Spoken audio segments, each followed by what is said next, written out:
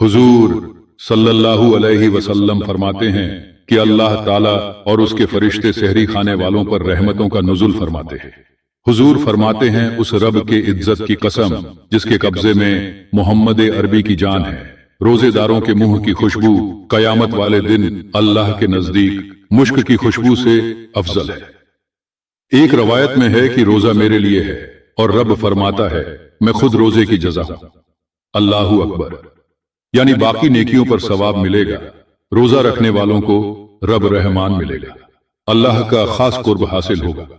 वो खास कैफियत होती है रोजे में, किसी को क्या पता आप रोजा जो या नहीं घर में अकेले हो, फ्रिज भरा हुआ है, फिर भी अपने नफस को बंदा मारता है। बंदे को ये पता है मेरा रब मेरे साथ है, मेरा रब मुझे देख रहा है, बस ये तसव्वुर है तो ईद पक्का हो जाता है रमजान। अल्लाह ताला की खास रहमत रोजेदारों के लिए है।